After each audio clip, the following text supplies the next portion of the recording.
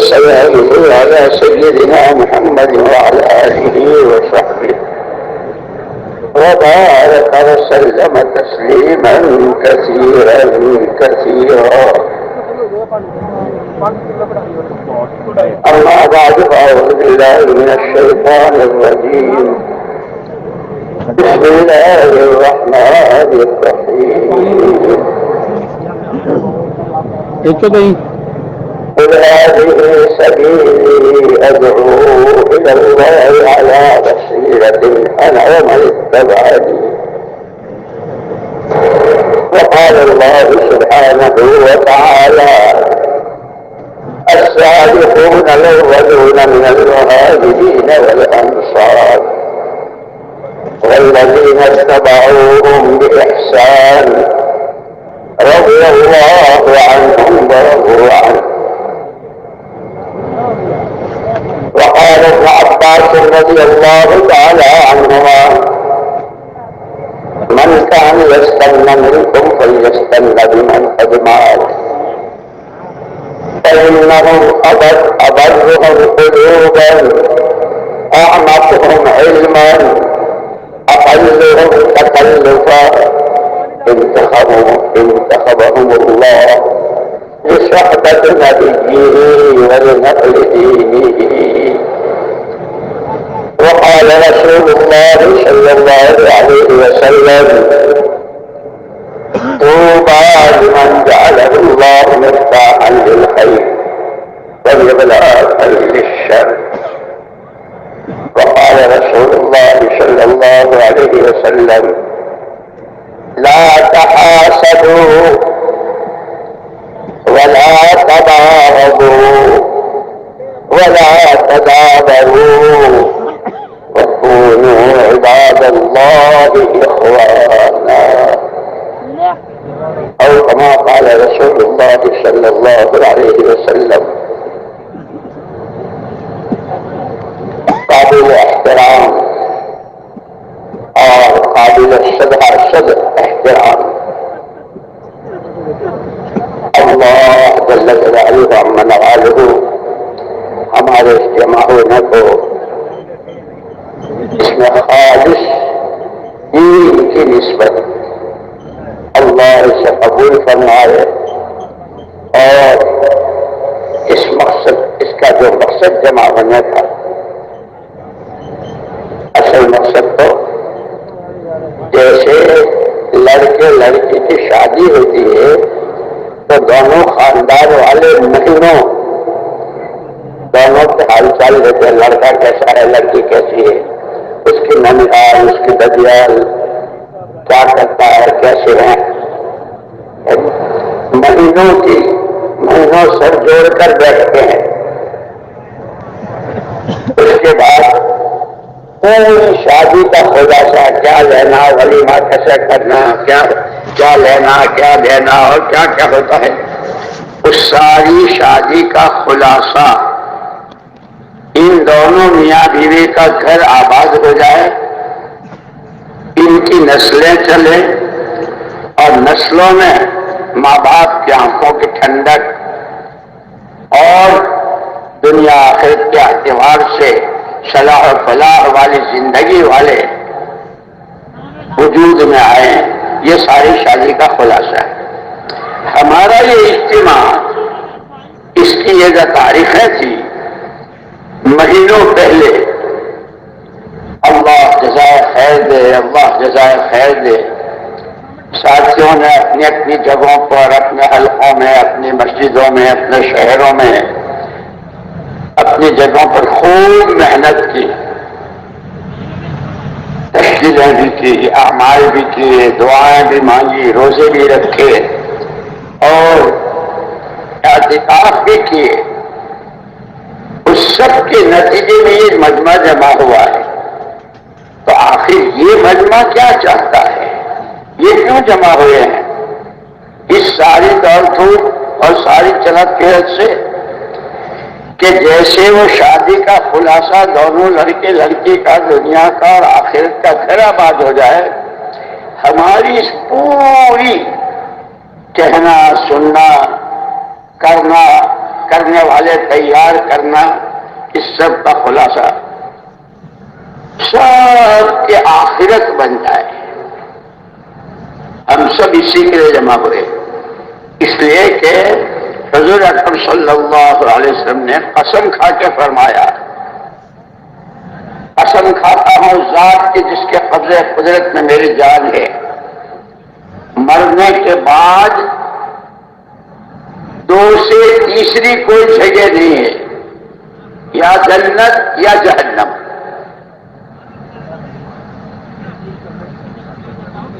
اس لیے یہ سارا مجمع، سارا کہنا سننا، ماشاءاللہ کتنے اجتماعات ہوئے، کتنے جوڑ ہوئے، ہو رہے ہیں، ہوتے رہیں گے، اس سب کا خلاصہ اصل ہے آخرت۔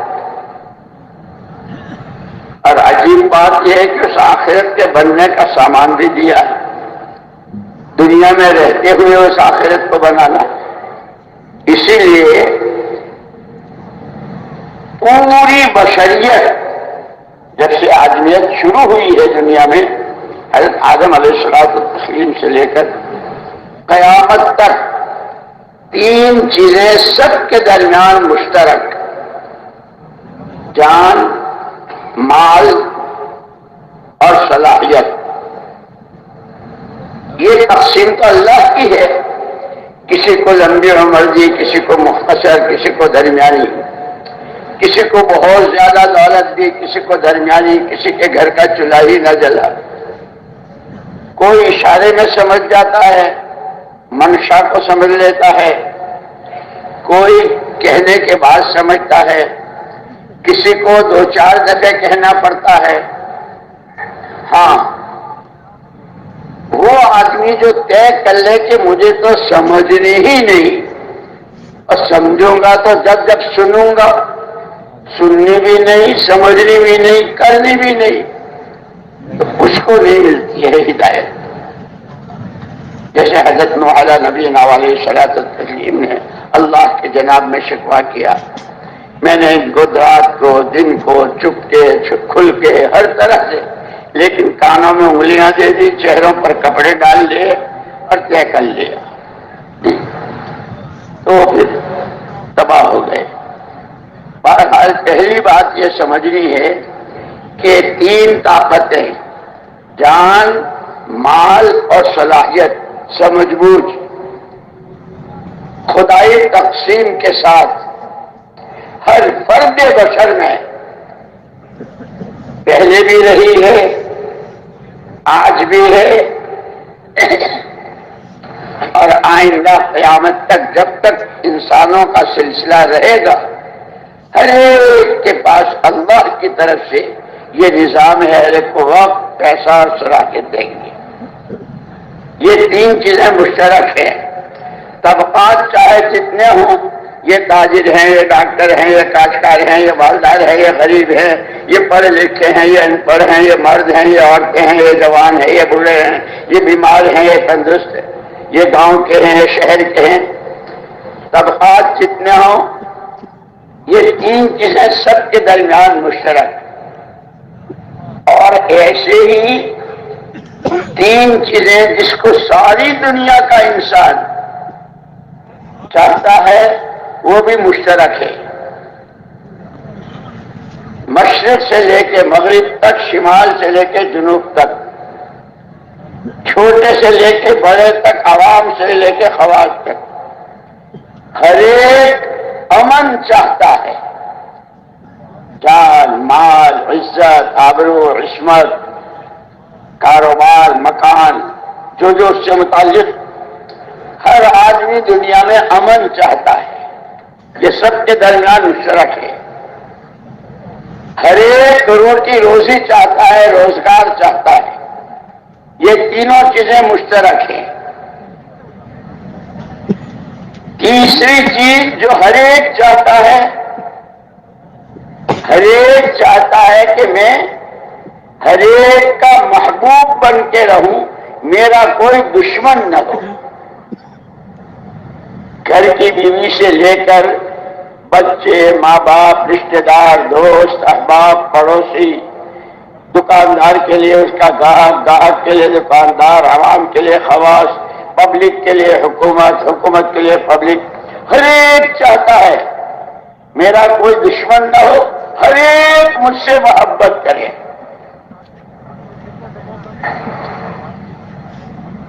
یہ تینوں چیزیں سب کے درمیان مشترک ہیں. واہ رے واہ، اللہ پاک، اللہ پاک، کیا کہنے آپ کے، کیا کہنے. ان تینوں چیزوں کے لیے جان، مال اور صلاحیت پر اللہ نے انسانوں کو اختیار دیا ہے. ہم نے تمہیں زندگی دی، بولنے کو زبان دی ہے، سننے کو کان دیے ہیں، ہاتھ پہ اور جسم کے سارے اعضاء، کوڑی سے لے کے کروڑوں اربوں خربوں تک، اور سمجھ بوجھ میں عقل و خرد، سمجھ بوجھ کہ جو جانور کو نہیں دی وہ انسان ہی کو دی ہے، صرف عقل، اور اس کے استعمال پر اختیار دیا ہے. آج تک دنیا میں جہاں جہاں جس لائن سے امن آیا، برکتیں آئی، رحمتیں آئی، تائیدیں آئی، روزگار میں برکت ہوئی، آپس میں محبتیں ہوئی، دنیا جنگل نشان بنی. تاریخ اٹھا کر دیکھ لو اور سیرت کا مطالعہ کرو. جب بھی یہ تینوں چیزیں اپنے صحیح رخ پر استعمال ہوئی ہیں، جان، مال اور صلاحیت، دنیا میں جب کبھی فساد، بگاڑ، جنگیں، لڑائیاں اور بڑے بڑے حالات، اگر آپ اس کا تجزیہ کریں گے، خلاصہ نکالیں گے کہ بدامنی ایسی کہ آدمی اپنے گھر میں امن سے نہیں رہ سکتا. روزگار کہاں، محبت ہے، بیٹے باپ سے، باپ بیٹوں سے، بھائی بھائی سے، بیوی شوہر سے، ایک دوسرے کے دشمن، اور ہوتے ہوتے کہ آدمی خود اپنی جان کا دشمن بن کر خود ہی ہلاک ہو رہا ہے. یہ واقعات بھی دنیا میں ہوئے. یہ سب نتیجہ ہے جب یہ تینوں طاقتیں غلط استعمال ہوئی ہیں اپنی منمانی سے. حضور اکرم صلی اللہ علیہ وسلم سے پہلے بھی انسانیت تھی، لوگ تھے جس زمانے کو، پورے زمانے کو زمانے جاہلیت، اس زمانے کے لوگوں کو جاہل، ان کے پاس بھی یہ تینوں طاقتیں تھیں اور انہوں نے بھی اس کو استعمال کیا. اب کیسا استعمال کیا؟ اللہ اکبر، قربان جائیں حضور پاک صلی اللہ علیہ وسلم کے. کیونکہ مخلوق پوری کی پوری اللہ کا کنبہ ہے. حدیث پاک میں ہے الخلق عیال اللہ، مخلوق پوری اللہ کا کنبہ ہے. احب الناس الی اللہ، اس پورے کنبے میں اللہ کو سب سے زیادہ محبت اس بندے بندی سے جو اس کے کنبے کے لوگوں کو نفع پہنچا دے. اس لیے اس کے فضائل بیان کیے. بھوکے کو کھلایا، پیاسے کو پلایا، ننگے کو پہنایا، بیمار کی دوا دارو کی، کسی کو راستہ بتایا، کسی کے دشہرے کے دکھ میں کام آئے. حدیثوں میں اس کے کیسے فضائل، اللہ اکبر. لیکن علماء ہیں، اس لیے بار بار ہم سے کہا جاتا ہے دین سیکھنا ہے. ظاہر بات ہے کہ سیکھنا کہاں ہوگا؟ بھائی ڈاکٹری سیکھنی ہے تو وہ ڈاکٹری کا جو میڈیکل کالج ہوتا ہے، کاشتکاری کے لیے ایگریکلچر، انجینئرنگ کے لیے اس کا کالج، ہر چیز اپنی جگہ سیکھی جاتی ہے. دین داروں سے سیکھا جائے گا جن کے پاس دین ہے. جن کے پاس دین کا علم ہے، جو کیسے اللہ اکبر ایسے جزیات بیان کیے ہیں علماء نے کہ آدمی حیران رہ جائے۔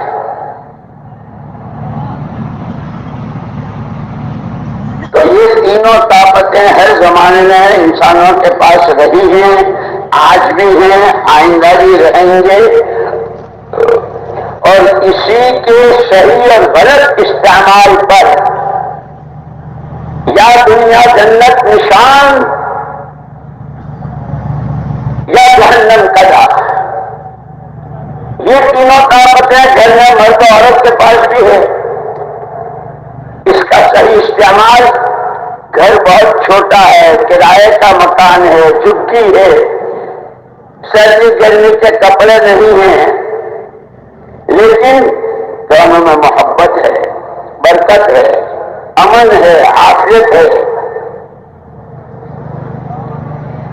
یہ تینوں طاقتیں غلط استعمال ہوئی تو بنگلے ہیں، کوٹھیاں ہیں، ہر وقت دسترخوان پر نئی نئی قسموں کے کھانے ہیں، لیکن کھانا کیا کھایا؟ جیسے زہر کھایا۔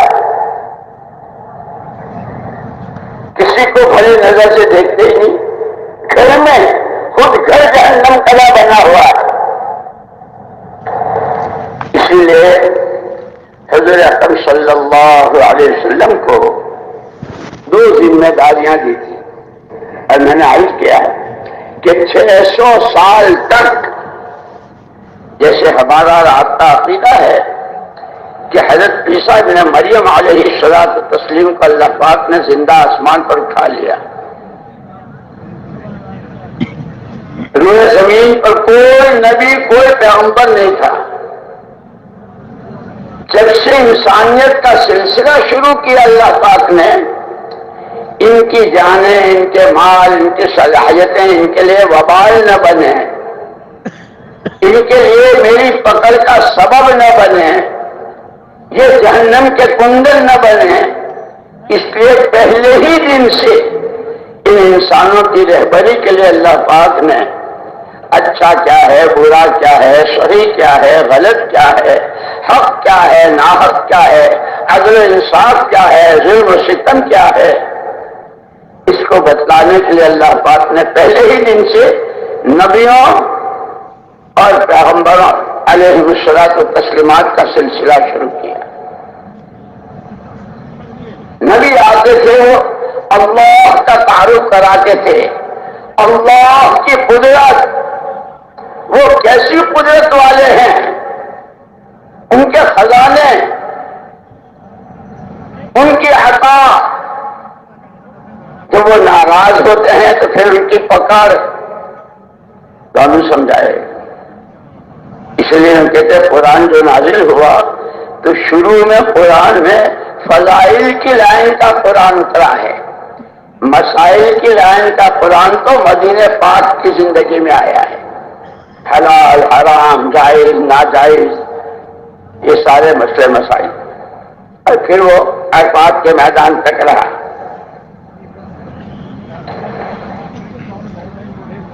چھ 600 سال تک، یہاں تک لکھا ہے مؤرخین نے کہ اس وقت کی جہالت، اس کو تعبیر کرنے کے لیے ہمارے پاس ڈکشنریوں میں، لغت میں کوئی لفظ نہیں ہوتا تھا کہ جس سے ہم اس کی تعبیر کریں۔ جہالت کی آخری حد۔ اسی لیے کہا ہے علماء نے کہ آدمی کا سب سے بڑا گناہ جو ہے وہ جہالت ہے۔ یہ ہماری ساری محنت آخرت بنے، دیندار بنے، دین پھیلے، تو اس سے پہلے تو اس کا دین کیا علم حاصل کرنا ضروری ہے۔ اس کو ہر ایک کے ذمہ دین سیکھنا فرض کیا ہے۔ طلب العلم فریضۃ علی کل، ہر ایک کے ذمہ علم کا حاصل کرنا، کیا حلال، کیا حرام، کیا جائز، اور پھر زندگی کے شعبے بتلائے، دینی زندگی کے شعبے بھی بتلائے، دنیاوی زندگی کے شعبے میں رکھا ہے، عقائد، عبادات، معاملات، رہن سہن، معاشرت، اخلاق، یہ دینی زندگی کے، کھانا پینا، پہننا اوڑھنا، کاروبار، شادی بیاہ، غم خوشی، یہ دنیاوی زندگی کے شعبے۔ ان تمام شعبوں میں حضور اکرم صلی اللہ علیہ وسلم کی بعثت سے پہلے جو جہالت کا تھا، نہ اللہ کو جانتے تھے، نہ نبی کو، نہ آخرت کو، مرنا ہے، اللہ کو منہ دکھا، کسی چیز کا تصور نہیں ہے ان کے یہاں۔ جیو مرو جیو مرو، اور کھانے کو مردار کھاتے تھے، کھانے کو تھا نہیں، بھوکے ننگے، رہنے کو مکان نہ پہننے کو چسرا۔ واہ واہ، اللہ کو حضور پاک صلی اللہ علیہ وسلم والے دین مبارک کی، اور وہ دین جب زندگیوں میں محنت کر کے آئے گا، اس محنت کی کتنی طاقت ہے، اس کا کیا اثر ہے، اس پر کتنے اجر و ثواب ہیں، یہ بتلانا تھا۔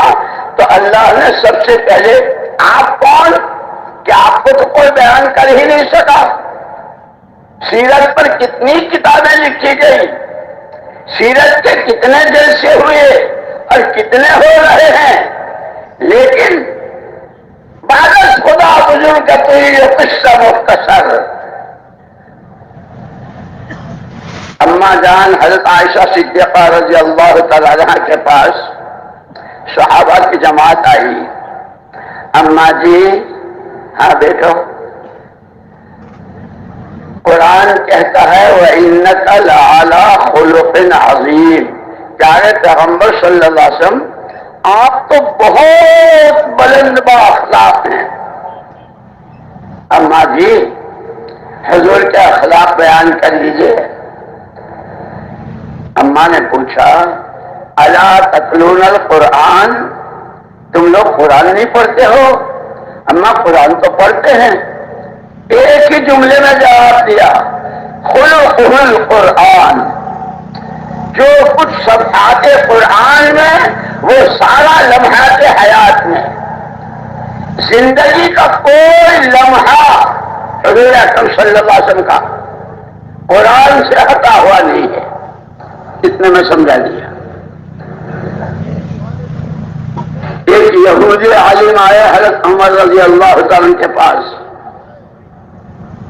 قرآن محمد الرسول اللہ صلی اللہ علیہ وسلم کے بارے میں کہتا ہے وَإِنَّكَ لَعَلَىٰ خُلُقٍ، تو خلق عظیم کیا ہیں؟ حضرت عمر رضی اللہ عنہ کی شان، قرآن میں کتنی آیتیں ہیں ان کے قلب مبارک کی تائید میں آئی ہے۔ حضور نے یہاں تک فرمایا کہ شیطان جس راستے سے جائے گا، حضرت عمر جس راستے سے جائیں گے شیطان نہیں جا سکتا، اور اخیر میں تو آپ کا مرتبہ اتنا بڑا، اگر میرے بعد نبوت کا دروازہ کھلا ہوتا تو عمر اللہ کے نبی ہوتے۔ وہ اس یہودی عالم کو جواب کیا دے رہے ہیں؟ ہماری تو مشکل یہ ہے نا، 4 مہینے لگے کہ بس ہم ہی مفتی صاحب، ہم ہی سب کچھ جانتے ہیں۔ سیکھنا ہے، سمجھنا ہے، کرنا ہے، اپنی ذات سے کرتے ہوئے دوسروں کو کرنے والا بنانے کی فکر اور اس کی دعائیں، اس کے لیے کوششیں، بہت سارے ذمہ داریاں، بہت سارے تقاضے ہیں، خالی 4 مہینے دے دیے تو ہو گئے۔ حضرت عمر جیسا آدمی کیا جواب دیا؟ بھائی میرا تو اسلام میں داخلے کا 40واں نمبر ہے، میں محمد الرسول اللہ صلی اللہ علیہ وسلم کے اخلاق کو کیا بیان کر سکتا؟ تم بلال کے پاس چلے جاؤ۔ حضرت عمر نے یہ نہیں کہا میں سب جانتا ہوں، یہ نہیں کہا۔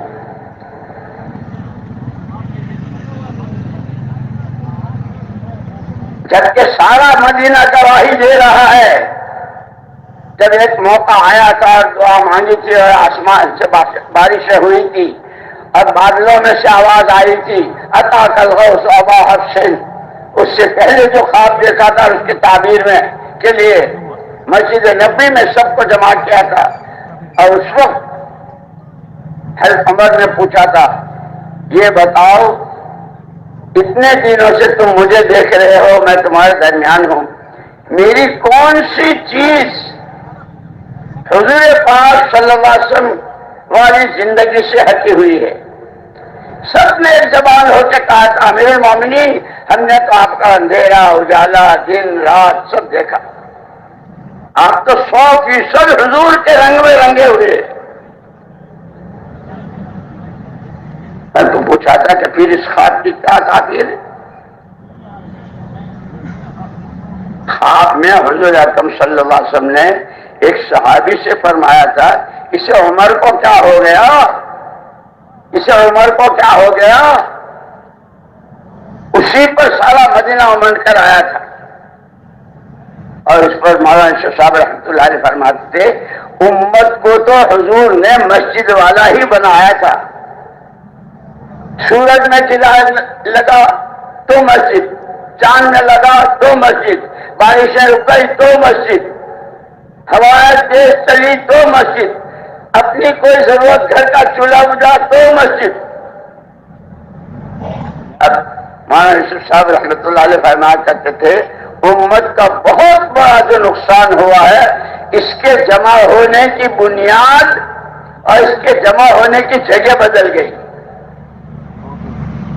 یہ جمع ہوا کرتی تھی الصلاۃ جامعۃ، نماز تیار ہے، بھئی فجر تو پڑھ لی، ظہر کا وقت تو ہوا نہیں ہے، اب کون سی نماز؟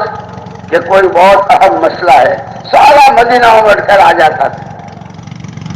امت کے جمع ہونے کا عنوان نماز، امت کے جمع ہونے کی جگہ مسجد۔ اب مارکیٹ، آفس، دفتر، کارخانے اور سیر و تفریح اور پتہ نہیں کیا کیا، کہاں کہاں ولیمے پر، منگنی پر، اور اب تو کچھ حاجی صاحب کے ہاں اگر کوئی پوتا ہوا بہت تمناؤں کے بعد تو اس کے ختنے میں بھی جا رہے ہیں خاندان کا۔ اگر ختنہ یوں کہہ رہے ہیں کہ جب آدمی اپنی صلاحیت کو صحیح استعمال نہیں کرتا ہے تو نہ جانے کہاں کہاں استعمال کرتا ہے اور کیا کیا ہوتا ہے۔ خیر حضرت عمر رضی اللہ عنہ فرمایا بلال کے پاس چلے جاؤ، وہ پہلے دن سے، اور انہوں نے حضور کی محبت میں اور حضور کی اطاعت میں جتنی مار کھائی ہے اور جو کچھ ہوا ہے وہ بتائیں گے۔ حضرت بلال کے پاس آئے، وہ یہودی عالم، آپ بتائیے۔ حضرت بلال رضی اللہ عنہ تواضع کیسی تھی ہر ایک میں، یہ نہیں کہ بس چلہ کیا دیا 4 مہینے اور 7 مہینے کے بعد تو سیدھے منہ بات ہی نہیں کرتے ہیں، میں جانتا ہوں۔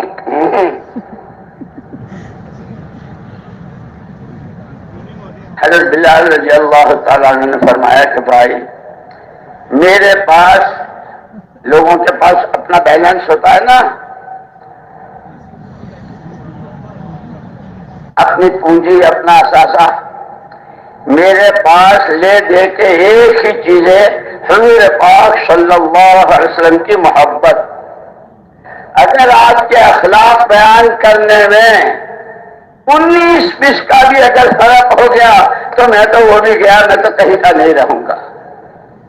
کتنی مار کھائی ہے، کیسے ریت پر گھسیٹے گئے ہیں، کیسی سینے پر کیسی چٹان رکھی گئی ہے، رات کو کیسے کوڑے، صبح کو کیسے کانٹے اور سوئیاں۔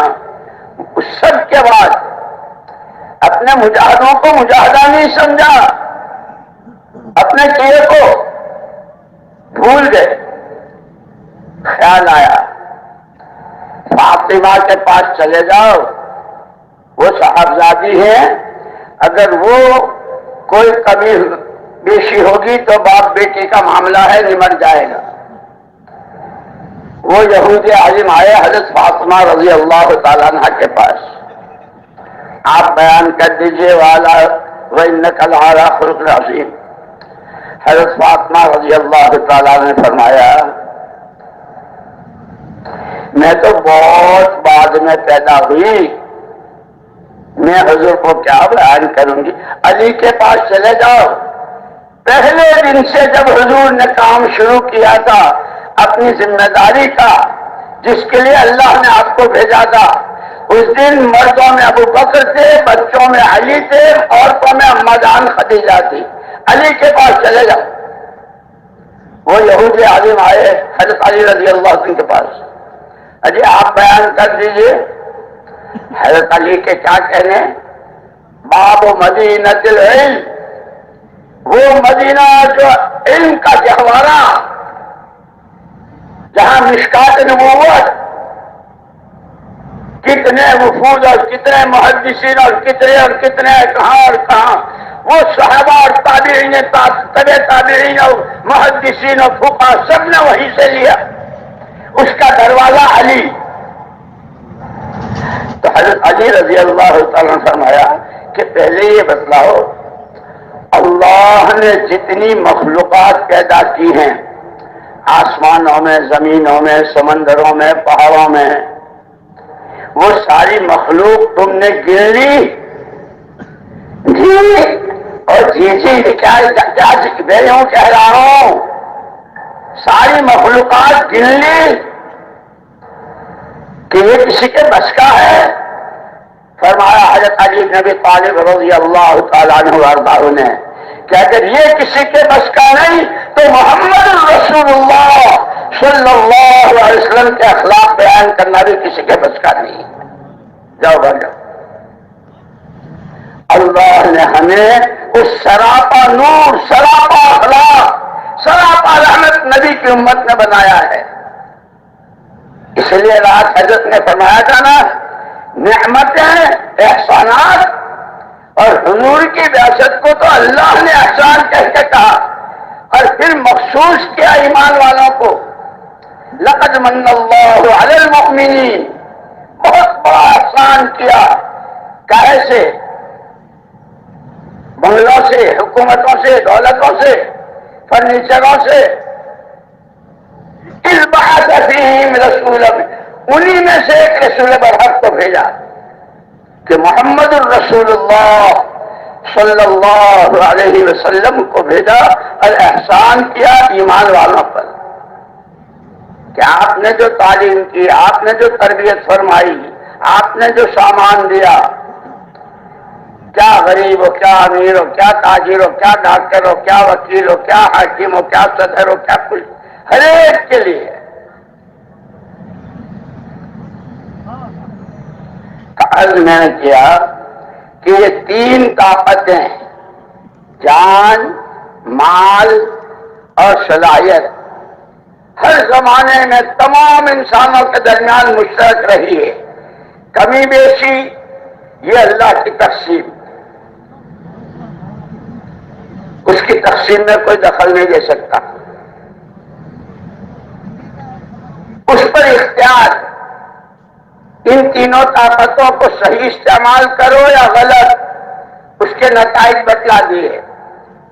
تمہاری زبان کا ایک بول، ہم نے تمہیں جان دی ہے، ہم نے تمہیں منہ میں زبان دی ہے، لا الہ الا اللہ محمد الرسول اللہ، جنگل بیابان میں، اوپر آسمان، نیچے زمین، چاروں طرف پہاڑ اور ریگستان، اگر کوئی بندے خدا اس کلمے کو پڑھتا ہے تو اس کلمے کے الفاظ، اس کی طاقت اتنی ہے کہ آسمانوں کو چیرتا ہوا عرش الہی کے سامنے جو نورانی سکون ہے اسے حرکت میں لاتا ہے۔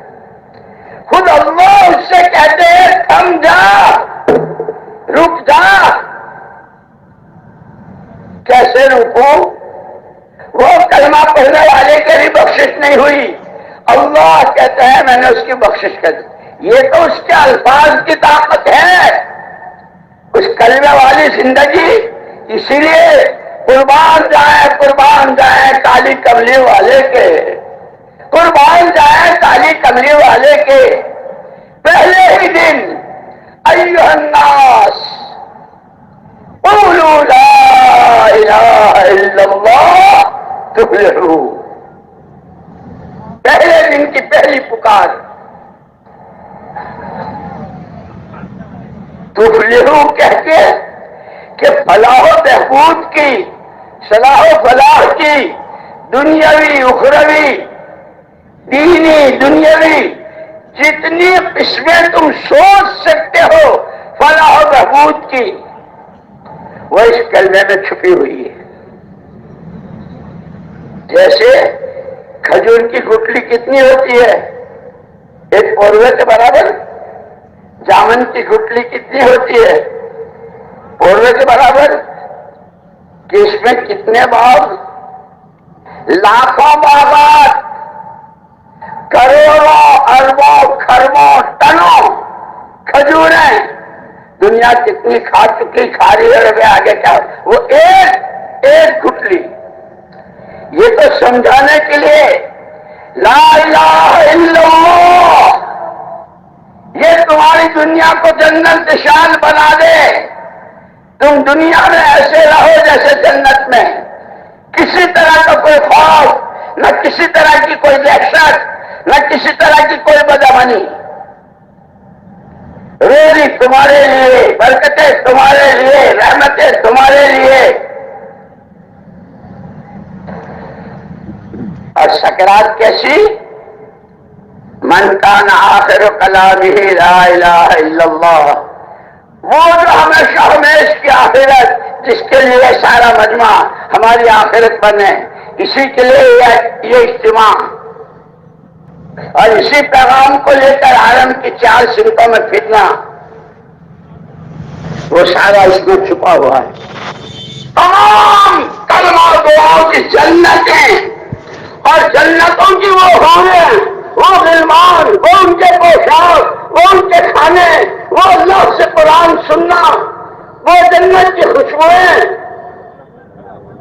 وہ سب اسی میں چھپا ہوا ہے، وہ اسی میں چھپا ہوا ہے۔ کیا کھجور کی گٹلی میں باغات چھپے ہوں گے؟ تمام انسانوں کی عزت، کامیابی، فلاح و بہبود تو جس لائق کسی سوچے سب اس میں چھپا ہوا ہے۔ یہ پہلے دن کی پہلی پکار، اور ہم سے کہنے کو کہا، اسی لیے کہا کہ دن میں کم سے کم 100 دفعہ لا الہ الا اللہ کہہ لیا کرو، کم سے کم 100 مرتبہ لا الہ الا اللہ، لا الہ الا اللہ، لا الہ الا اللہ محمد الرسول اللہ۔ مزدوری کرنے والا، سڑک کی صفائی کرنے والا، اسٹیشن پر کلی کا کام کرنے والا، ہسپتال میں لوگوں کی گندگی صاف کرنے والا، کہ جو کلمہ گو ہے، جو مسلمان ہے، کم سے کم دن میں 100 مرتبہ اس کلمے کی طاقت کو سوچو، اس کے پیچھے کیا کچھ، کتنی برکتیں، کتنی رحمتیں، کتنی نعمتیں، کتنی حفاظتیں، کتنی داد و دہش، کتنی چھپی ہوئی ہے۔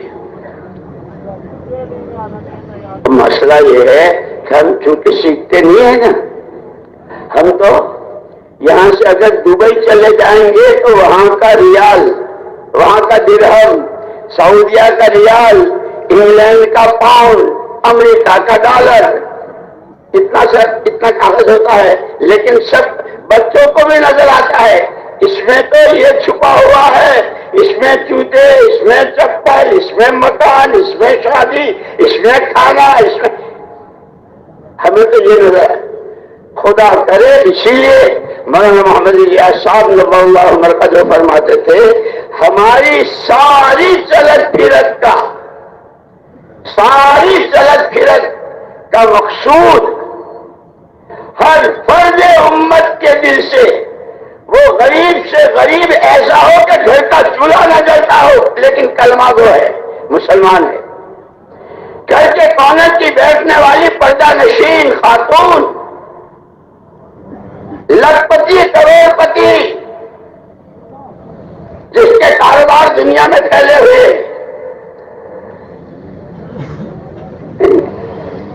کہ سب کے لیے کہا قولو، حضور فرما رہے ہیں کہو.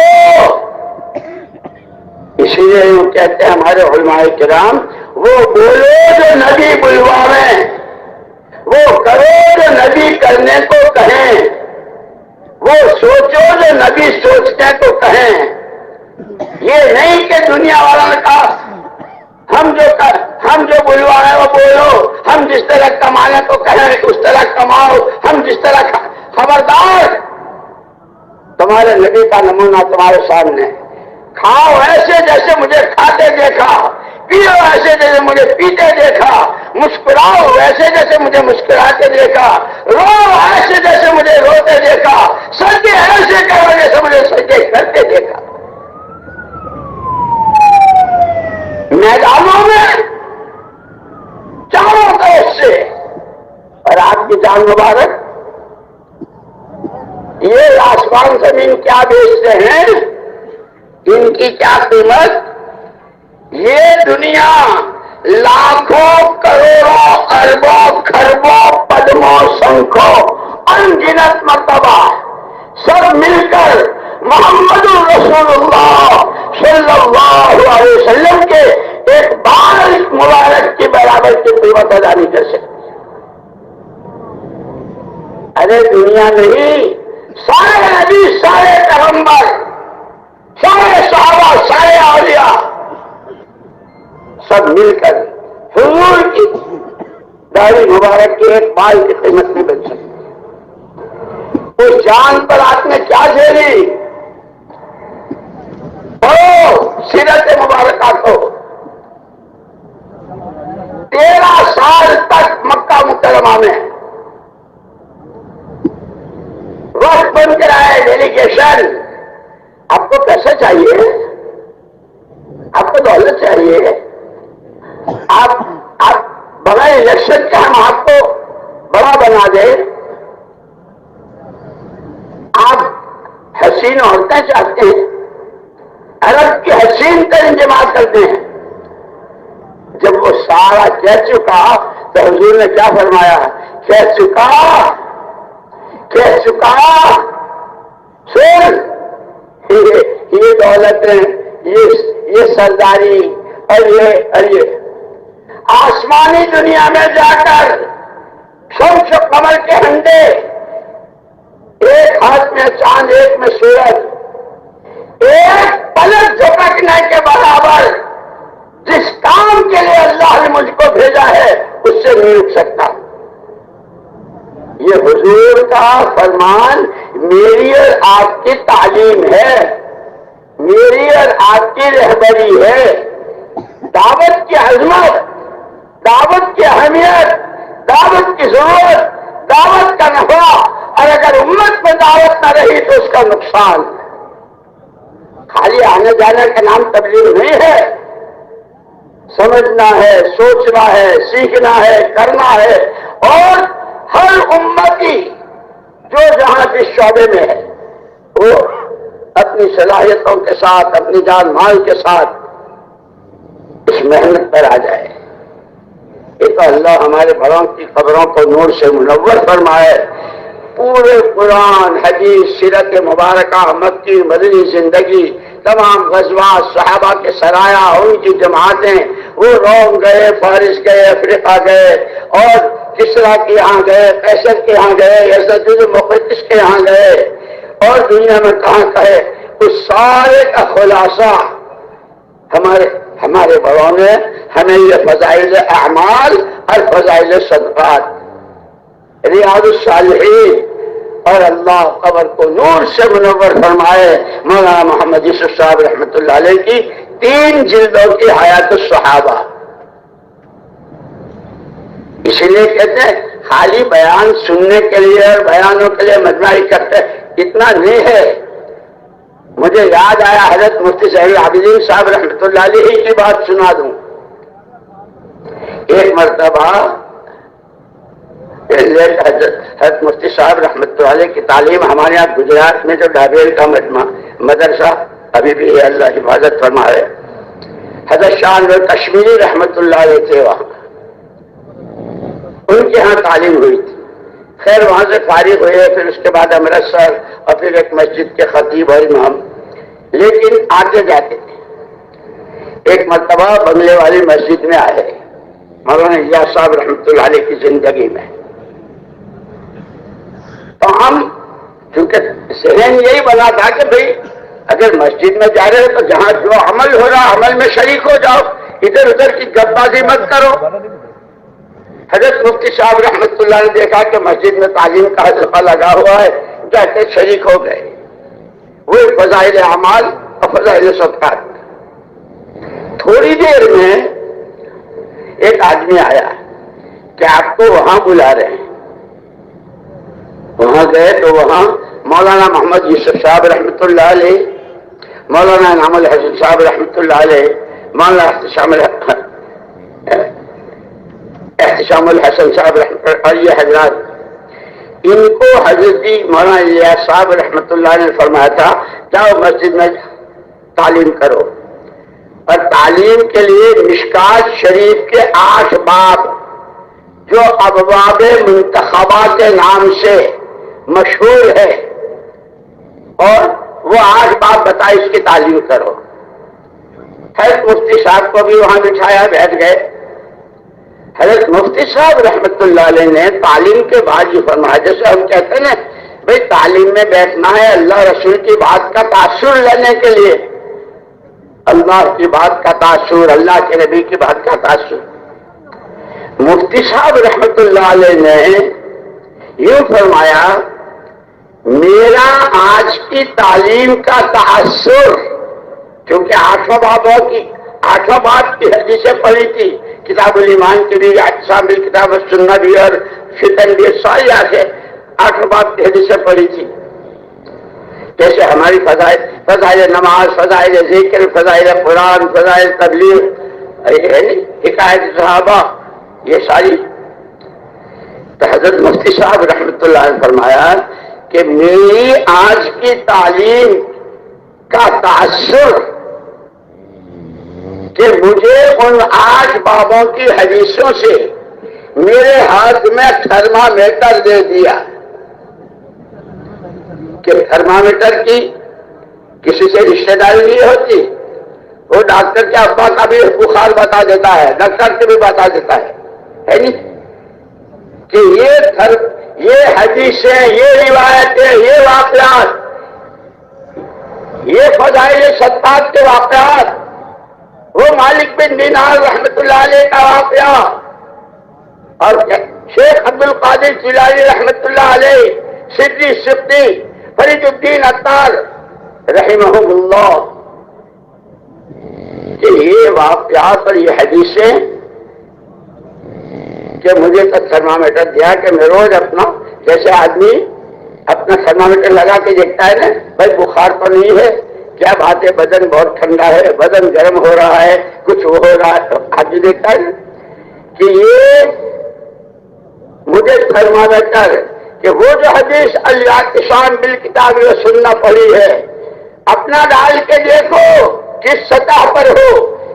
اس لیے اللہ قبر کو نور سے بھرے. حضرت مولانا صاحب رحمۃ اللہ علیہ نے جو 6 نمبر دیے ہیں یہ تھرمامیٹر ہیں. وہ 4 مہینے لگے، 10 دفعے لگے، زندگی لگے، 7 مہینے لگے، عالم پورے میں پھرے، اسی راستے میں مرے، وہ 6 نمبر تھرمامیٹر ہیں. میرا ایمان کس سطح پر ہے، میری نماز حضور کی نماز سے کتنی قریب ہے، اللہ کا دین سیکھنا جو فرض ہے میں کیسے کتنا ہے، عمل کتنا ہے، اللہ کا تعلق، اللہ کا ذکر. اور ذکر کے بارے میں بھی مفتی صاحب رحمۃ اللہ علیہ عجیب بات فرماتے تھے. فرماتے تھے ذکر کے 2 معنی ہیں، ایک ہے یاد کرنا اور ایک ہے یاد رکھنا. مسجد میں بیٹھ کر 3 تسبیح پڑھی، 13 تسبیح پڑھی، 3 پارے پڑھے، اللہ کو یاد کیا، مسجد سے باہر نکلے، جن چیزوں کے دیکھنے کو قرآن نے، حدیث نے، شریعت نے منع کیا ہے، جب وہ چیز سامنے آئی، اللہ کوئی دیکھے نہ دیکھے، میں جس اللہ پر ایمان رکھتا ہوں وہ بصیر ہے، وہ سمیع ہے، وہ علیم و خبیر ہے، کہ اس کو کہتے ہیں اللہ کو یاد رکھنا۔ دکان میں ہو تو، آفس میں ہو تو، کالج میں ہو تو، حکومت کے کسی عہدے پر ہو تو، کروڑوں کے ڈھیر میں ہو تو، اور گھر کا چولہا نہ جلا ہو تو، جس اللہ پر میرا ایمان ہے اس کی ذات و صفات۔ اس لیے میرے دوستو، ہمارا سارا مطلب فضائل کی کتابیں کتنی دفعہ سنی ہوگی، اور اسی میں ماشاءاللہ ایسے ایسے کہ جب بیان کرنے کھڑے ہوتے ہیں تو اگر دوسرے نمبر کو دوسرا نمبر نماز بیان کرنا شروع کرے تو کسی اور کا نمبر ہی نہیں آ سکتا۔ ایمان اس خالی بیان کرنا نہیں، اصل طوبى لمن شغله عیبه عن عیوب الناس۔ حضور پاک صلی اللہ علیہ وسلم فرماتے ہیں، خوش نصیب ہے، خوشخبری ہے اس بندے کے لیے جو اپنی کمیوں کو دیکھتا رہے۔ طوبى لمن شغله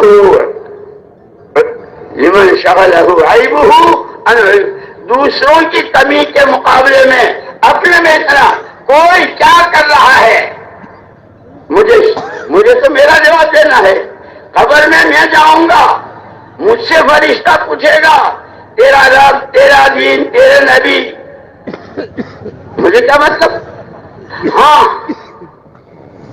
ہر ایک کی جان، مال اور صلاحیت محمد الرسول اللہ صلی اللہ علیہ وسلم کے نمونے پر آ جائے، جس کو کہا تھا حضور نے، خیر امتی قرنی، میرے زمانے کی امت بہت اچھی۔ کیا وجہ؟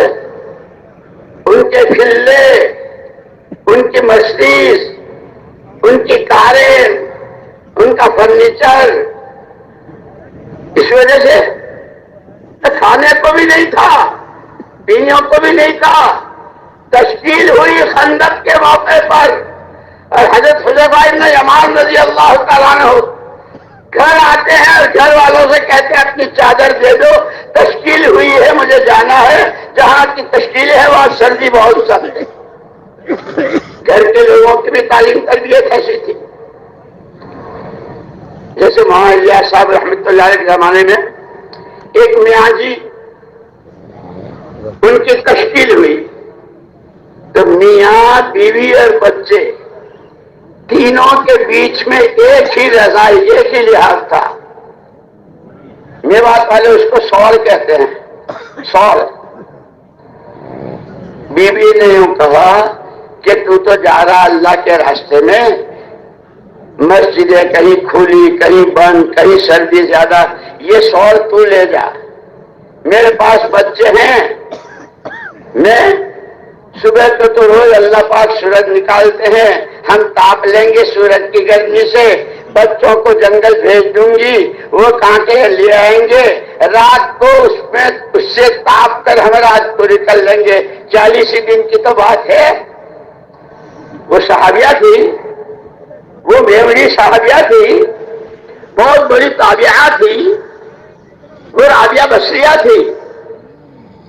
اللہ کا دین، اللہ کے دین کی محنت، اس کی ذمہ داری ایسی سمجھائی تھی، ایسی سمجھائی تھی کہ جو عورت یہ کہہ رہی ہے اور مرد کیا کہہ رہا، نہیں مسجدوں میں تو پانی بھی گرم ہوتا ہے، کئی دروازے بھی ہوتے ہیں، 40 دن کی تو بات ہے۔ ہم تو نخرے کرتے ہیں، نخرے 4 مہینے کے لیے۔ خدا ہمیں اس کام کو، اسی لیے دوستو صرف تقریریں نہیں، کام کو سمجھنا ہے، اس کی اہمیت، اس کی ضرورت، اس کا نفع، اور اگر امت نے اس ذمہ داری کو پورا نہ کیا، حضور نے تو ڈنکے کی چوٹ اور اللہ نے قرآن میں کہا قُلْ هَٰذِهِ سَبِيلِي أَدْعُو إِلَى اللَّهِ عَلَىٰ بَصِيرَةٍ أَنَا وَمَنِ اتَّبَعَنِي، میرا اور میرے ماننے والوں کا کام یہی ہے، اللہ کے ہر بندے کی جان مال و صلاحیت ایمان کی دعوت پر، یہ ہمارا کام ہے، یہ ہمارا راستہ ہے۔ ہمیں تو یہ سمجھایا تھا، لیکن وہی بات کہ آپ نے فرمایا میرے زمانے کی امت بہت اچھی، کیا کس وجہ سے اچھی؟ کپڑے بہت اچھے، مکان بہت، وہاں تو کھانے کو بھی نہیں تھا، کھجوریں بھی ختم ہو گئی تو گٹلی چوس رہے ہیں، پانی پی رہے ہیں، اور کہیں ایسا موقع آیا کہ پینے کو پانی بھی نہیں ہے، لیکن کہ جو ذمہ داری ہے، جس محنت کے لیے ہم کو دنیا میں پیدا کیا گیا ہے، اور اس میں سارے طبقات تھے، جیسے اس وقت امت میں غریب بھی ہے، امیر بھی ہے، مرد بھی ہے، عورت بھی ہے، پڑھے لکھے بھی ہے، ان پڑھ بھی ہیں، عوام بھی ہے، خواص بھی ہیں، ہر نوعیت کے ہیں، یہ سارے طبقات حضور اکرم صلی اللہ علیہ وسلم کے سامنے بھی تھے۔ ان سب کے بارے میں مہر نبوت حضور نے مہر لگا دی، میرے زمانے کی امت بہت اچھی۔ مجھے یاد آیا مولانا محمد یوسف صاحب رحمۃ اللہ علیہ اور حضرت مولانا انعام الحسن صاحب رحمۃ اللہ علیہ، یہ دونوں حضرات حضرت شیخ الحدیث صاحب کے داماد بھی اور شاگرد بھی تھے۔ یہ جب اس کو بیان کرتے تھے کہ بھئی خیر امتی کہ کیا وجہ کہ حضور کے زمانے میں دعوت تھی، سیکھنا سکھانا تھا، اللہ کا تعلق اور دلوں کی صفائی تھی، یہ جب بھی ہوگا تو اس میں خیر آئے گی۔ ایک مرتبہ یہ دونوں حضرات حضرت شیخ الحدیث صاحب نور اللہ برکتہ کے ہاں سہارنپور میں تھے، تو شیخ نے فرمایا بھائی تم دونوں کہا کرتے تھے اور میں بھی سوچتا رہتا تھا، اب بالکل انشراح ہو گیا کہ بات ایک ہی ہوتی ہے، جملہ ایک ہی ہوتا ہے، لیکن اس کا مفہوم موقع محل کے اعتبار سے ہوتا ہے۔ ابا دسترخوان پر بیٹھے ہیں، یوں کہتے بیٹے پانی لاؤ، بالٹی میں دیں گے وہ لوٹے میں؟ ارے بولو نا پاکستانیوں، ہے کاہے میں دو گے؟ گلاس میں دو گے نا۔ بیت الخلا جا رہے ہیں بیٹا پانی لاؤ، تو کپڑے کابی میں دو گے؟ پانی لاؤ ایک ہی جملہ ہے، پانی لاؤ ایک ہی جملہ ہے۔ غسل خانے میں بالٹی، بیت الخلا میں لوٹا، دسترخوان پر گلاس۔ فرمایا خیر امتی قرنی، میرے زمانے کی امت بہت اچھی، کہ کیا وجہ کہ یہ اسباب یہ سامان تو وہاں دینے وہاں تو کھانے کو بھی نہیں تھا، پہننے کو نہیں تھا، رہنے کو نہیں تھا، کہ پھر کہ تین بنیادیں یتلو علیہم آیاتہ ویزکیہم ویعلمہم الکتاب والحکمت۔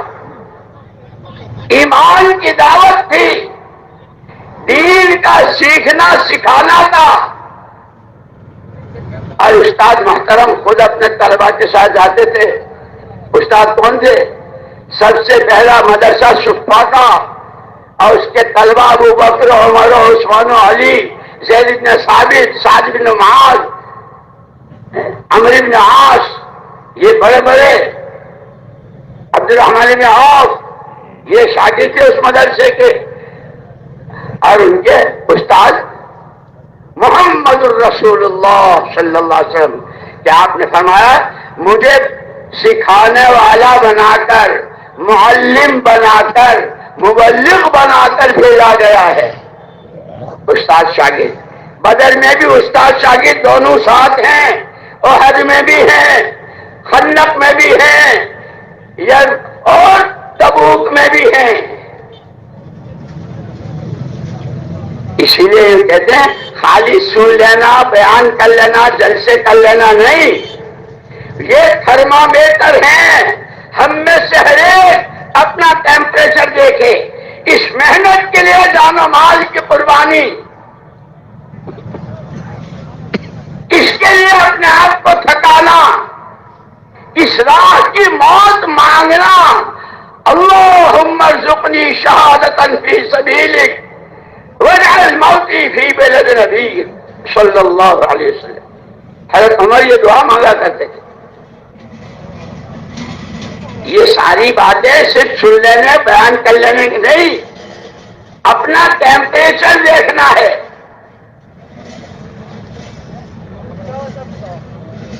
اسی لیے حضور اکرم صلی اللہ علیہ وسلم کو جو ذمہ داریاں دی تھی، یا ایھا النبی انا ارسلناک شاہدا ومبشرا ونذیرا وداعیا الی اللہ باذنہ وسراجا منیرا۔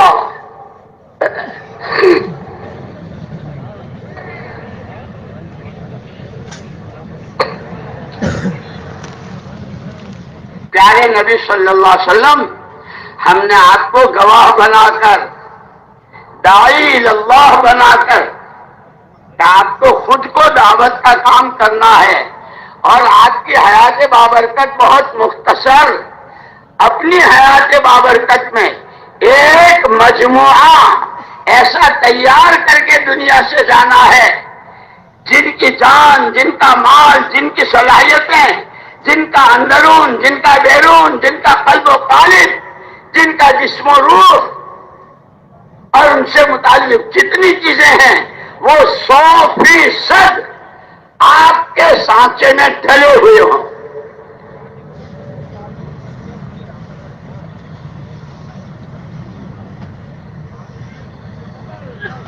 یہ آپ کی ذمہ داری ہے۔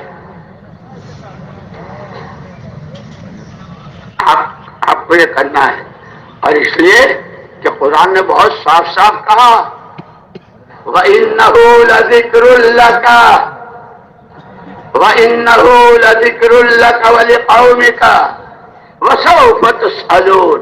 پیارے نبی، یہ آدم علیہ السلام سے لے کے عیسیٰ ابن مریم تک کتنے نبی، کتنے پیغمبر، کتنی قومیں، کتنی امتیں، کہاں کہاں کس نے کیا کیا، ان کے ساتھ ہمارا کیا معاملہ رہا، یہ سارا جو ہم بیان کر رہے ہیں پرانے واقعات ہیں نا سارے، یہ آپ کی اور آپ کے ماننے والوں کی یاد دہانی کے لیے ہے،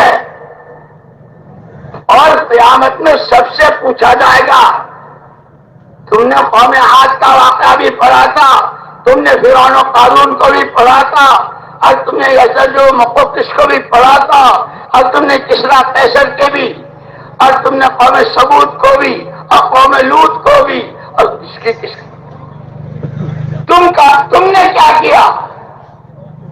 تمہاری ذمہ داری تھی نبی کی نیابت میں جواب دینا ہے۔ حضور اکرم صلی اللہ علیہ وسلم اپنی ذات سے دعوت دے رہے ہیں 13 سال مکہ مکرمہ کی زندگی میں، گھر کے لوگ مخالف، اللہ بہت بلند درجات نصیب فرمائے مولانا محمد یوسف صاحب نور اللہ مرقدہ کو، فرماتے تھے جب دعوت کو شروع کرو گے اور طے کرو گے کہ ہمیں دعوت کا کام کرنا ہے، دعوت میں چلنا ہے، دعوت کے تقاضوں پر لگنا ہے، تو مولانا یوسف صاحب رحمۃ اللہ علیہ فرماتے تھے اس دعوت پر 4 دور آتے ہیں، سب سے پہلے وجود دعوت، پھر وقفہ تربیت، پھر وقفہ نصرت، اور پھر اظہار قدرت۔ سب سے پہلے دعوت وجود میں آتی ہے۔ جب مولانا الیاس صاحب رحمۃ اللہ نے شروع کیا تو کون تھا؟ کسی کی سمجھ میں نہیں آ رہا تھا، بڑی مشکل سے، لیکن ایک حضرت مفتی کفایت اللہ صاحب نور اللہ مرقدہ، ہند و پاک کے سب سے بڑے مفتی کہلاتے تھے۔ مولانا الیاس صاحب رحمۃ اللہ علیہ نے جب حج سے واپس آئے تو یہ پیش کیا کہ اس طریقے سے لوگ اپنے گھروں سے نکلیں، 3 دن کے لیے کھانا پینا اپنا ہو، خرچہ اپنا ہو، اور کسی کی کوئی بات کڑوی ہو تو اس کو برداشت کرے، اور یہ 6 نمبر، پہلا نمبر، دوسرا نمبر۔ جب یہ حضرت مفتی صاحب رحمۃ اللہ علیہ کے پاس، کیونکہ وہ سب سے بڑے مفتی تھے ہند و پاک کے، اور حضرت کو یہ کہا کہ اگر اس اللہ والے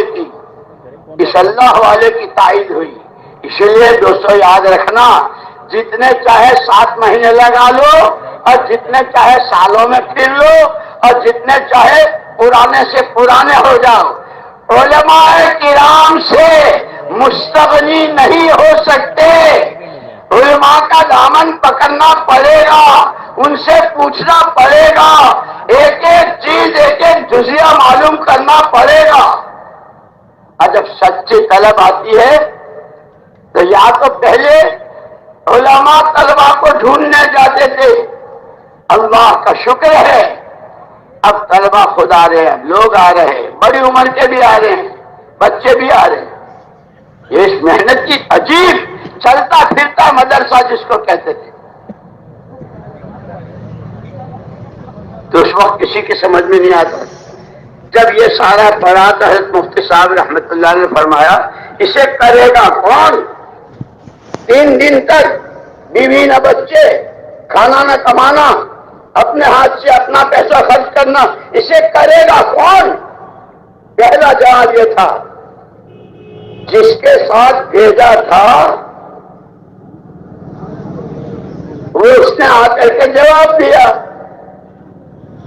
مولانا الیاس صاحب رحمۃ اللہ علیہ پر بہت اثر، ایک اللہ والا ایسا عالم متبحر اس کی تائید کا تھا، وہ بھی یہی کہہ رہا ہے، اے اللہ، اے اللہ، اے اللہ، اندر سے نکل رہی۔ بہت مشکل سے ایک جماعت بنی، حضرت نے جیسے بنائی، اس جماعت کو بھیجا حضرت مفتی صاحب رحمۃ اللہ علیہ کے پاس، اور یوں کہا تھا دیکھو وہ بہت بڑے عالم ہیں، ادب کے ساتھ رہنا، اور تمہاری ملاقات پر پہلا جملہ جو ان کی زبان سے آئے وہ یاد رکھنا اور آ کے مجھے سنا دینا۔ جماعت گئی، دروازہ کھٹکھٹایا، حضرت مفتی صاحب گھر میں تھے۔ کون؟ مولانا محمد الیاس صاحب رحمۃ اللہ علیہ کی جماعت۔ بس اتنا سننا تھا۔ مولانا حضرت مفتی کفایت اللہ صاحب رحمۃ اللہ علیہ دروازہ کھولا اور بار بار یہی کہتے رہے، اب کوئی کیا کہے گا، اب کوئی کیا کہے گا، اب کوئی کیا کہے گا۔ وہ حضرت مفتی صاحب کی اپنی بات کا خود ہی جواب دے رہے کہ میں نے تو یوں کہا تھا نا، کرے گا کون؟ یہ کرنے والے تیار ہو رہے ہیں۔ اسی لیے مولانا یوسف صاحب رحمۃ اللہ علیہ فرماتے تھے جب دعوت کے کام کو اپنا کام بناؤ گے، جس کا پہلا بول لا الہ الا اللہ، جس میں پوری بشریت کی دنیا آخرت کے تمام مسائل کا حل چھپا ہوا، جب اس کو طے کرو گے تو سب سے پہلے اس کے وجود میں آنے کا دور آئے گا۔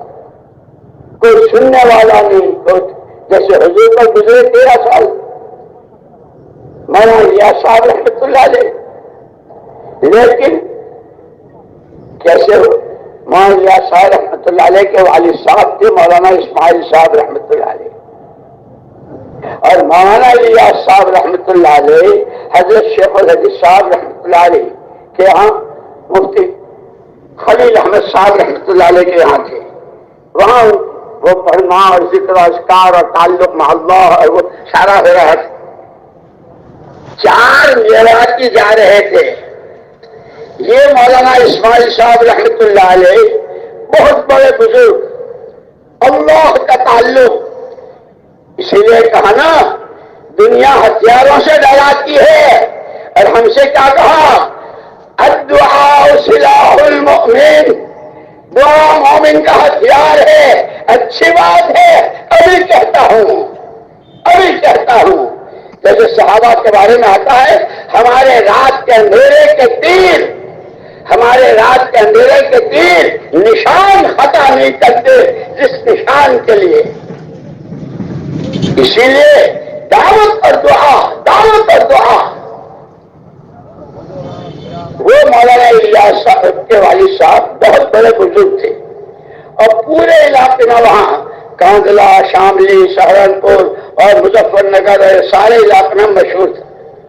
اس زمانے میں انگریزوں کا آخری دور تھا، لوگوں کو پھانسیاں بہت ہوتی تھی، لیکن ان کا تعلق مع اللہ اتنا مشہور تھا کہ اگر کسی کے لیے پھانسی کا حکم ہو جائے اور مولانا اسماعیل صاحب دعا کر دے تو اس کی موت زندگی سے بدل جائے گی۔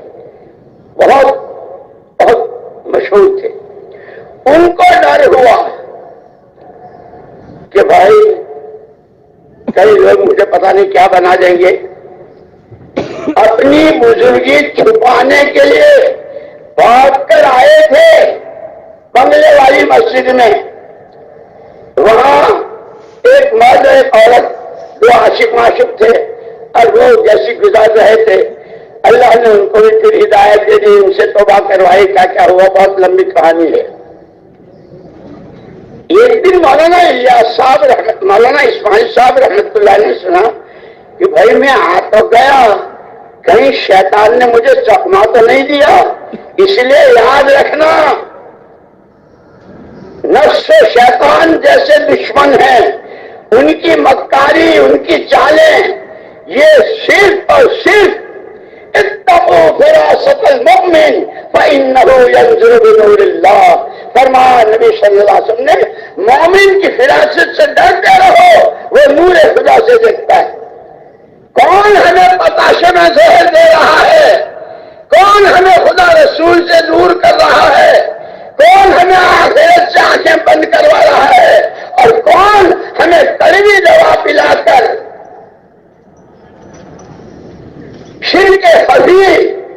حضور نے فرمایا ایک جگہ حضرت صدیق اکبر رضی اللہ عنہ سے، ابو بکر میری امت میں شرک خفی ایسا چل رہا ہے جیسے اندھیری رات میں کالے پتھر پر کالی چونٹی چلتی ہے۔ رات بھی اندھیری، پتھر بھی کالا، چونٹی بھی کالی، لیکن وہ چلتی رہتی ہے، یوں کہ اللہ کے غیر سے کسی طرح کی امید، کسی طرح سے اپنے مسئلے کے حل ہونے کا یقین، یہ شرک خفی ہے جس کو ہم دیمک کہتے ہیں۔ شکلیں بہت اچھی، کپڑے بہت اچھے، ماشاءاللہ نماز بھی ہے، روزہ بھی ہے، عمرہ اور حج بھی ہے، اندر ہی اندر وہ ایمان کی جڑ کو کھا رہا ہے۔ اسی لیے لا الہ میں کہا اللہ کا غیر جس شکل میں ہو۔ ہمارے یوسف صاحب رحمۃ اللہ علیہ فرماتے تھے تیری دکان سے کچھ نہیں ہوتا، تیرے پیسے سے کچھ نہیں، یہ کہنا بہت آسان، لیکن اپنا انکار میں کر دوں گا، میرے پیسے، میری دکان، کہ اس کی مشق کرو نماز میں۔ تو کیا ہے کہ وہ دیکھ جس مٹی سے بنا ہے تو وہاں جائے گا، یہ تیری حیثیت ہے۔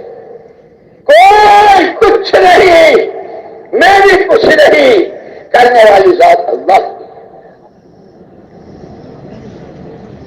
یہ یقین،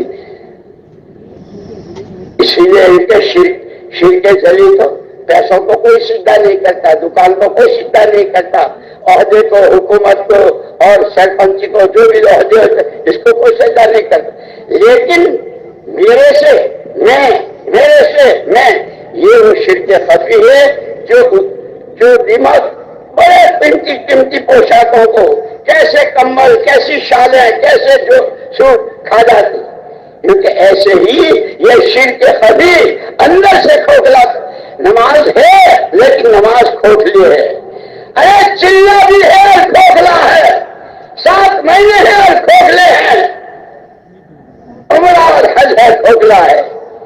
اس لیے یوں کہا ایک ہے ایمان موجود جو ہمارے تمہارے پاس ہے، اور اصل ایمان ایمان مطلوب جو اللہ چاہتے ہیں. وَإِذَا قِيلَ لَهُمْ آمِنُوا كَمَا آمَنَ النَّاسُ. وہ ناس کون تھے؟ وہ صحابہ جو یہ کہتے ہیں تعلمنا الایمان ثم تعلمنا پہلے ایمان سیکھا، اور ان کی تربیت حضور پاک صلی اللہ علیہ وسلم نے فرمائی. اب پہلا سبق یہ پڑھایا تھا جیسے مسلمان کے گھر بچہ پیدا ہوتا ہے تو پہلا سبق اللہ اکبر ہوتا ہے نا، 4 مرتبہ اس کے کان میں کہ بیٹا یہ تیرا پہلے دن کا پہلا سبق ہے. اور ساری کائنات 4 عناصر آگ ہوا مٹی پانی، ساری کائنات جب آنکھ کھولے گا جب بولے گا تو تجھے بڑی بڑی چیزیں نظر آئیں گی. خبردار یہ پہلا دن کا سبق ہے، اور یہ بیچ کا جو وقفہ ہے اس سبق کو یاد کرنے کا وقفہ ہے. جب مرے گا تو اسی کے ساتھ تجھے اتاریں گے گھر میں. ایسے ہی صحابہ کہ ایسا ایمان سیکھا، ایمان سیکھا. ایک مرتبہ حضرت ابو درداء رضی اللہ تعالی عنہ مسجد میں بیٹھے ہوئے تھے. ایک صحابی آئے، میرے آپ کے جیسے نہیں، صحابی. ابو درداء تمہارے مکان کو آگ لگ گئی. نہیں، میرے مکان پر نہیں لگی، یہ مسجد میں ہے، وہ محلے سے آ رہے ہیں. دوسرا آیا آگ لگ گئی، نہیں لگی. تیسرے آئے ارے آگ لگ گئی، میرے نہیں لگی. چوتھے آئے لگ رہی تھی، بڑی راکھ بناتی جا رہی تھی، ڈھیروں بن رہے تھے مکان، تمہارے مکان پہ آ کے بجھ گئی. اچھا ابو درداء کیا بات ہوئی کہ تم تو سچے ہو، صحابی ہو، تم نے 3 دونا 6 آنکھوں نے دیکھا، اور میرے پاس ایمان بالغیب جس کی ابتدا قرآن نے کی ہے، الذین یؤمنون بالغیب.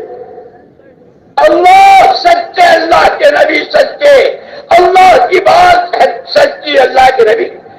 اللہ کے نبی صلی اللہ علیہ وسلم فرمایا جس نے صبح کو یہ کلمات کہہ لیے شام تک، اور جس نے شام کو کہے صبح تک، اس کے ہاں اچانک کا کوئی حادثہ، کوئی آگ وغیرہ، او اصدقکم او اصدق الرسول صلی اللہ علیہ وسلم، میں تمہاری آنکھوں کو سچا مانوں یا میرے آقا کی خبر کو سچا مانوں؟ یہ میرا ایمان ہے. تم تو 3 دونا 6 نا، 6 لاکھ 6 کروڑ 6 ارب، اور تمہاری نہیں، ساری مخلوقات کی ساری آنکھیں دیکھ لے، سب دھوکہ کھا سکتی ہیں. ما ينطق عن الهوى ان هو الا وحی یوحی. اس کو کہتے ہیں ایمان بالغیب. ہم ایمان کی تقریر ہو کہ ایمان سمجھ رہے ہیں، جیسے میں بول رہا ہوں نا، تو ایمان کی باتیں بول رہا ہوں. خدا یہ ایمان مجھے دے دے، اس کے لیے والد یوسف صاحب رحمۃ اللہ علیہ فرماتے تھے ایمان کی اصل جگہ دل ہے. دل تک پہنچنے کے یہ 4 راستے ہیں: آنکھ، زبان، کان اور دماغ. سب سے پہلے آدمی کسی چیز کو دیکھتا ہے، ہاں اتنا بڑا آدمی، اتنا سارا پیسہ، ایسی بڑی، ایسا. سب سے پہلے آنکھ سے دیکھتا ہے، اسے زبان سے بولتا ہے، اور جو بولتا ہے اسے سنتا ہے. عام طور پر سوتے وقت جب آنکھیں بند ہوتی ہے دل کھلتا ہے. وہ دن بھر جس میں لگا ہے وہ سارا ٹپ ٹپ ٹپ دل کی گہرائی میں اترتا ہے. پیسے، نوکری. مجھے یاد آیا ایک مرتبہ ایک صاحب جا رہے تھے دبئی، حضرت جی رحمۃ اللہ علیہ سے ملنے آئے. میں دبئی جا رہا ہوں، وہ جاب کے لیے جا رہے تھے. تو حضرت نے فرمایا اچھا بھائی تو دبئی کے اللہ میاں کو ہمارا بھی سلام کہہ دینا.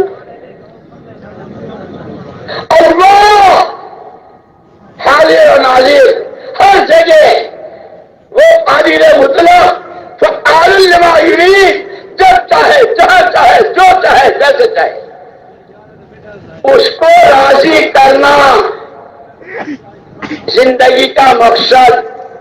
وہ دولتوں اور حکومتوں اور ٹھکروں سے راضی نہیں ہوتا، وہ دین سے راضی ہوتا ہے، اور دین ملے گا محمد الرسول اللہ صلی اللہ علیہ وسلم سے، جو ان کی چال چلے گا۔ اور جن کو انہوں نے چلایا، والسابقون الاولون من المہاجرین والانصار، وہ مہاجرین والانصار جن میں مرد بھی، عورتیں بھی، بچے بھی، بوڑھے بھی، جوان بھی، یہ تین چیزیں جان، مال اور صلاحیت، یہ مشترک ہے پوری بشریت کے درمیان۔ ان کے صحیح اور غلط استعمال پر سب سے پہلے آدمی کی اپنی زندگی متاثر ہوتی ہے۔ آدمی گندا ہوتا ہے، آدمی بگڑتا ہے، اس کا ایمان، اس کی نمازیں جاتی ہے، وہ روزے نہیں رکھتا، وہ جھوٹ بولتا ہے، وہ سودی کاروبار کرتا ہے، وہ کسی کا حق مارتا ہے، وہ کسی پر ظلم جاتا۔ کیوں؟ یہ جان ہے، مال ہے، اپنی من مانی سے۔ اللہ جل جلالہ عمن والہ ارحم الراحمین، ارحم الراحمین۔ اس لیے مولانا الیاس صاحب رحمۃ اللہ علیہ ایک عجیب دعا مانگا کرتے تھے، اللہم اصنع بنا ما انت اہلہ ولا تصنع بنا ما نحن اہلہ، انت اہل الجود والکرم۔ اے اللہ، تو ہمارے ساتھ معاملہ ایسا کر جیسا تو ہے، ہمارے ساتھ معاملہ ایسا نہ کر جیسے ہم ہیں۔ ہم تو بالوں کی جڑوں سے لے کے اندر باہر ظاہر باطن جسم روح گندے گندے ہیں۔ اور تبلیغ میں چلنے والوں کو مولانا الیاس صاحب رحمۃ اللہ علیہ فرمایا کرتے تھے، بیت الخلا میں بھی مراقبہ ارے بیت الخلا میں مراقبہ تو خانقاہوں میں ہوتا ہے، پیروں کے پاس ہوتا ہے۔ مولانا الیاس صاحب رحمۃ اللہ نے فرمایا کہ ہاں، یہ جو تم نے پیشاب کیا یہ کیا ہے؟ جس کو اللہ کہتے ہیں ماء مبارکہ، ہم نے مبارک پانی اتارا، جس پانی کے لیے کہا وجعلنا من الماء کل شیء حی، ہر چیز کی زندگی کے راز ہم نے پانی میں رکھے، اس پانی کو تم نے پیا، پیشاب کر کے نکالا، خراب کر دیا نا، وہ ماء مبارک تھا۔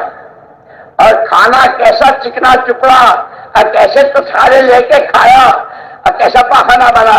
فرمایا جس طرح اس پانی کو پیشاب بنایا اور اس کھانے کو پاخانہ بنایا، تم نے تو اپنی نیت، اپنا جذبہ، اپنا خیال، اپنا اندرون، اور پھر تعلیم میں بیٹھے گشت کیا، تسبیح پڑھی اور قرآن پڑھا، کیا بنا دیا تم نے؟ اسی لیے فرماتے تھے سب سے پہلے اپنی نیت، سوائے اللہ کی رضا کے۔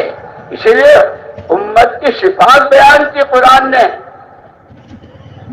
رحماء بینہم تراہم رکعا سجدا یبتغون فضلا من اللہ ورضوانا۔ محمد صلی اللہ علیہ وسلم اللہ کے رسول ہیں، اور جو آپ کے ساتھ ہے، ایمان ان کے رگ و ریشے میں، اور ایمان کے خلاف سے ان کے آگ لگ جاتی ہے، آپس میں جیسے ایک ہی ماں باپ کی اولاد، رحماء بینہم۔ جب کوئی مسئلہ آیا، نماز پڑھی اللہ سے کہا، نماز پڑھی اللہ سے کہا، اور سارے کے نتیجے تھکتے ہیں، پچتے ہیں، تھکتے ہیں، پچتے ہیں، لگتے ہیں، لگاتے ہیں، جھیلتے ہیں، برداشت کرتے ہیں۔ کیا چاہتے ہو؟ یبتغون فضلا من اللہ ورضوانا، سوائے اللہ کی رضا، سوائے اللہ کو راضی کرنے اور اللہ کے فضل کے اور کچھ نہیں چاہتے۔ جیسے خندق کے موقع پر لوگوں نے، منافقین نے کہا تھا، یہ آیت ہے نا، یہ زندہ جاوید اور یہ جیتے جاگتے گھروں کو نہیں جا سکیں گے، اور یہ تو مریں گے۔ اور یہ الذین قال لهم الناس ان الناس قد جمعوا لكم فاخشوهم فزادهم ایمانا وقالوا حسبنا الله ونعم الوکیل فانقلبوا فانقلبوا بنعمة من الله وفضل لم يمسسهم سوء واتبعوا رضوان اللہ. جن کے لیے یہ کہا تھا یہ گئے، انہوں نے کیا کہا؟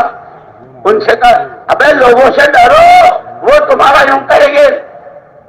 اللہ نعم المولا ولا حول ولا قوت الا باللہ، اسی کے قبضے میں. ایسے کہ ذرا برابر پہ تکلیف چھوئی تک نہیں، اور اللہ کی رضا جو سب سے اونچی دولت ہے اس کے ساتھ واپس گئے. اس لیے مولانا یوسف صاحب رحمۃ اللہ علیہ فرماتے تھے اس دعوت کے لیے سب سے پہلا مرحلہ ہے وجود دعوت کا. دعوت قائم ہو جائے. جیسے کوئی آدمی کاروبار کرنا چاہتا ہے ایک دم شیخ بن جاتا ہے، دکان تلاش کرتا ہے، اس پر کتنا مال لگے گا، کس ایریے میں ہے، کیا چیزیں کپڑے کی، بہت پاپڑ بیلنے پڑتے ہیں اور کیسی کیسی. یوں کہ دعوت کو قائم کرنے کے لیے مولانا صاحب رحمۃ اللہ علیہ تو فرماتے تھے دعوت کے لیے اپنا مزاج کاشکارانہ بناؤ. لازمی ہو گیا بندے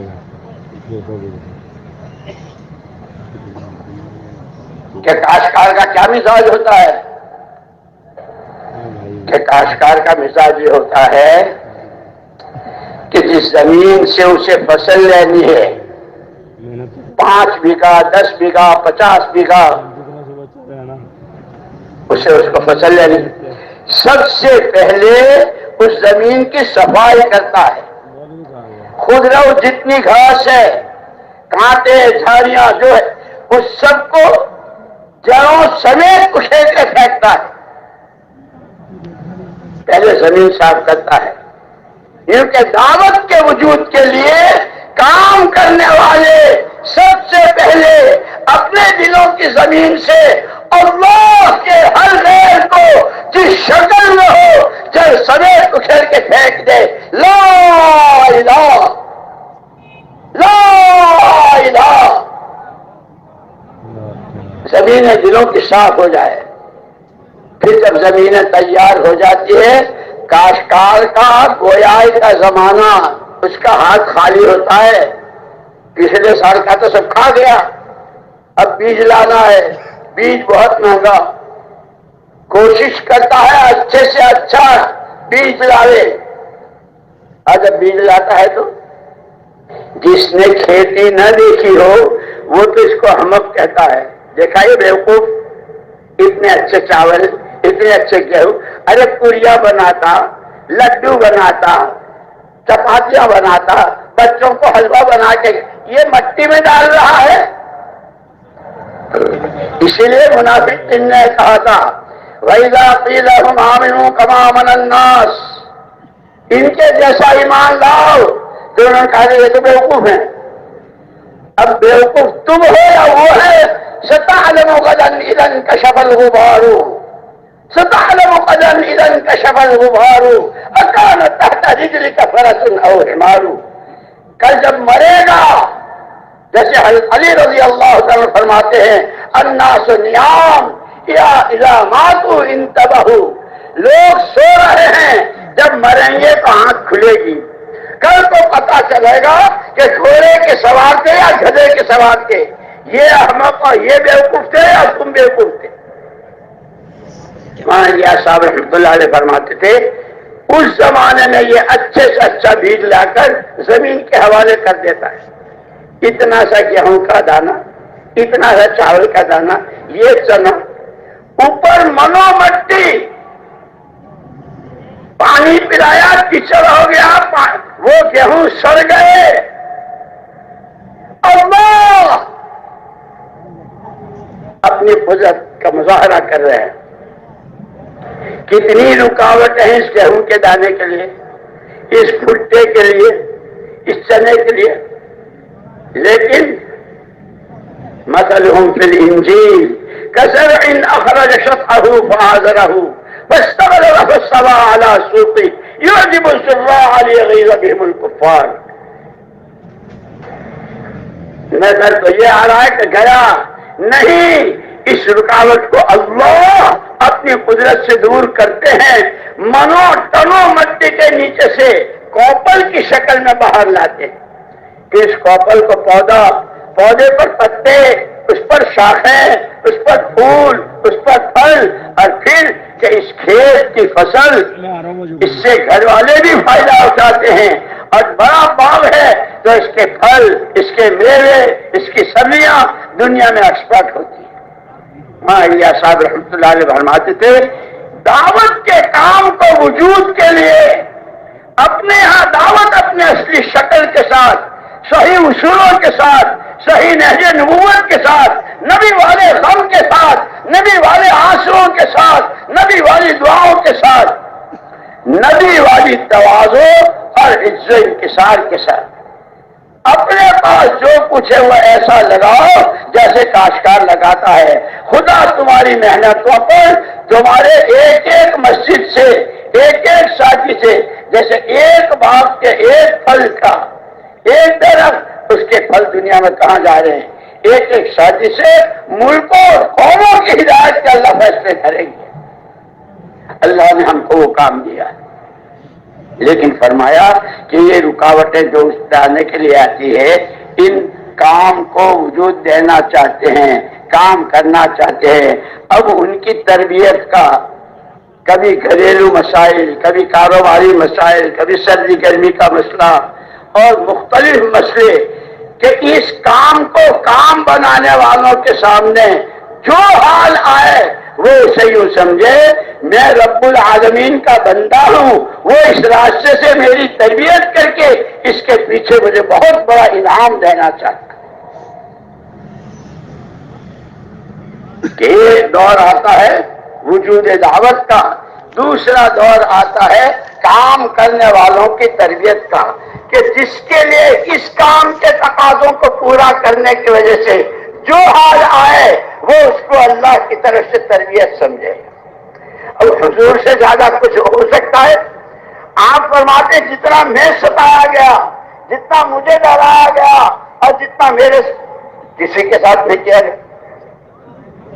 اللہ کے کیسے پیارے حضور، لیکن آپ پڑھا رہے، یہ سیرت مبارکہ ہماری آپ کی رہبری کر رہی ہے، یہ واقعات ہماری رہبری کر رہے ہیں۔ فرماتے تھے جب دعوت وجود میں آتی ہے ساتھیوں کی قربانیوں، محنتوں، مجاہدوں سے، اور ساتھی بنتے ہیں، ان کے اندر تقویٰ، ان کے اندر خوف خدا، ان کے اندر اللہ کو راضی کرنے کا شوق، ان کے اندر اپنی آخرت بنانے کا فکر، اور اپنے ہاتھوں ہر ایک کی آخرت بنے، اپنی جان مال صلاحیتوں کو صحیح مسلک پر لگانا، اور ہر امت اس پر آ جائے۔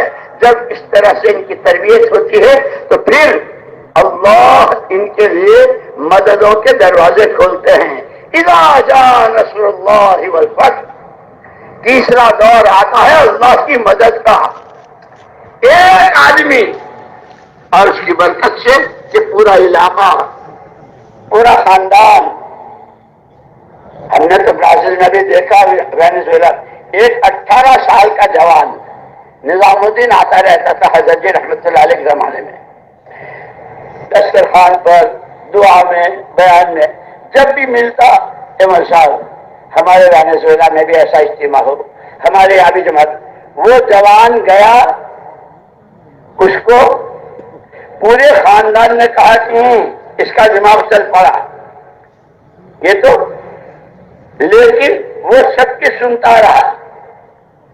خاندان بہت مالدار، اس کا خاندان اتنا مالدار کہ ان لوگوں نے حکومت سے پہاڑ خریدے اور پہاڑوں میں بنگلے بنائے اس کے بانے اس کے چچا نے، لیکن اس کو یہ لگا ایک دن ایک جماعت گئی تھی جس میں کویت کے، سعودیہ کے اور ایک اور ساتھی، 3 ساتھیوں کی جماعت کی، راستے میں اچانک حادثہ ہو گیا، تینوں شہید ہو گئے، یہ خود بھی تھا، شہید ہو گئے۔